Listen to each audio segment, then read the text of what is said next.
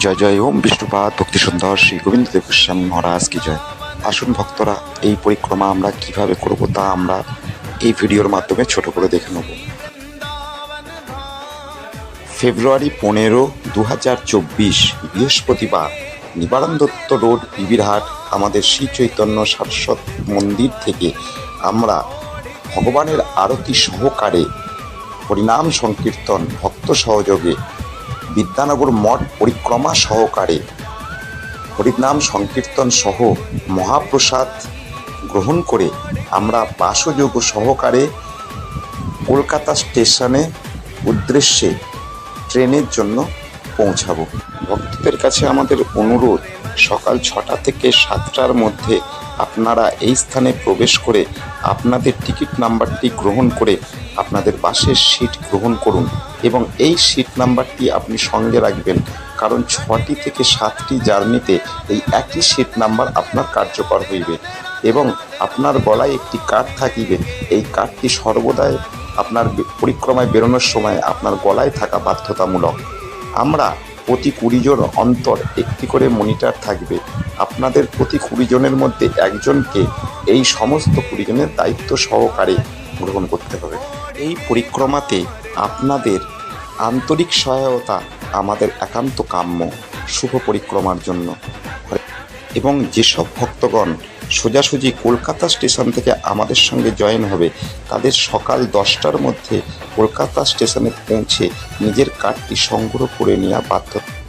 এই পরিক্রমার সময় আপনাদের সকলকেই এই পরিক্রমার রুলস হিসাবে সহযোগিতা করা কাম্য, কারণ আপনার একটু অসুবিধার জন্য সকলের যাতে অসুবিধা না হয় সেই দিকে আপনারা খেয়াল রাখবেন। হরে কৃষ্ণ। আমরা ট্রেনের গন্তব্যস্থান মথুরাতে পৌঁছে স্টেশন থেকে বেরিয়ে আমরা একটি বাস সহকারে বৃন্দাবন ধাম ইমলিতলা মন্দিরে প্রবেশ করে প্রসাদ গ্রহণ করব।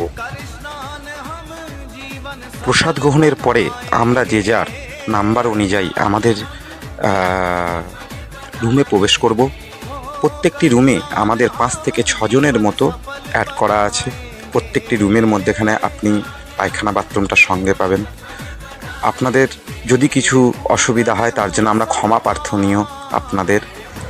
আপনারা মহাপ্রসাদ পাওয়ার পর আপনারা রুমে প্রবেশ করুন, আপনারা রেস্ট নিন এবং কিছুক্ষণ পরে আরতি দর্শন সহকারে ভাগবত পাঠ শ্রবণ এবং বৃন্দাবন ধামের বেশ কিছু মন্দির দর্শন করুন।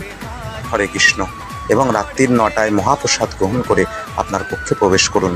প্রত্যেক দিন মঙ্গল আরতি ভোর 5টার মধ্যে আমাদের জয়েন্ট করার দরকার। এ কারণ আমরা 7টার মধ্যে এখানে পরের দিনে আমরা পরিক্রমায় বেরিয়ে যাব ভোর 6টার সময় আমরা কেশিঘাটে স্নান করে সেখান থেকে পঞ্চকোশী পরিক্রমা আরম্ভ করব এবং দুপুর 12টার মধ্যেখানে এসে আমরা পুনরায় মহাপ্রসাদ গ্রহণ করব।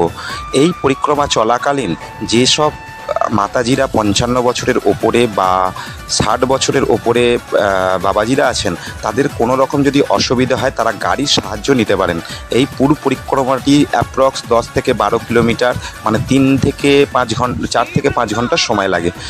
আর এখানে গাড়িও প্রবেশ করে না, খুবই ছোট গাড়ি, কারণ মন্দিরগুলো পাশাপাশি থাকার সত্ত্বে আমাদের হেঁটেই পরিক্রমা করতে হয়। এটা আমরা কেন, সব জায়গায় গাড়ি প্রবেশ করা যায় না। আর যাদের মাতাজি এছাড়াও কোনো রকম অসুবিধা হয়, পেছনে আমাদের গাড়ি আছে, ব্যাকআপ আছে, আপনাদের ফোন নাম্বার সহ যোগাযোগ করুন, কারণ শুভ পরিক্রমাই আমাদের পরিক্রম্য। তাহলে দেখা হচ্ছে আমাদের নেক্সট ভিডিওতে, সঙ্গে থাকবেন। ভিডিওটি অনেকটি বড় হয়ে যাচ্ছে, তার জন্য আমরা একটু ছোট স্কিপ করছি। তাহলে আমরা 18 তারিখে পঞ্চকোশ পরিক্রমা করছি। এরপরে পঞ্চকোশীর সম্পূর্ণ বিবরণটা আপনাদের নেক্সট ভিডিও আমি শেয়ার করব এবং 19, 20, 21, 22, 23 তারিখ পর্যন্ত প্রত্যেক দিনে আমি আপডেট দেওয়ার চেষ্টা করব। যদি জ্ঞানে বা অজ্ঞানে কোনো রকম ভুল ত্রুটি অপরাধ হয়, নিজ গুণে কৃপা করে ক্ষমা করবেন। শ্রী রাধারানীর চরণে আমার আন্তরিক নিবেদন যে যেন এই কলির জীবের ইনার কৃপা হয়, তিনি ব্রজেশ্বরী কৃপা করে যেন আমাদের ব্রজধামেতে সাধুগুরু বসে।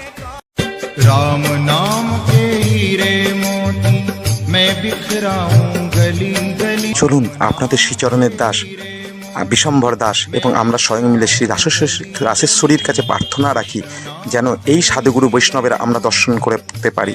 তাই আমি সর্বদাই চেষ্টা রাখবো এই গুরু বৈষ্ণবের দর্শন এবং এনাদের চরণ দর্শন কৃপা যেন আপনাদের লাভ হয়, আমাদের স্বচক্ষে যেন আমরা এনাদের দর্শন করতে পারি। তাই এই ব্রজের মধ্যেখানে আমরা এই কিছু সাধু সন্ধানে রইলাম, যদি আপনাদের দর্শন করতে পারি।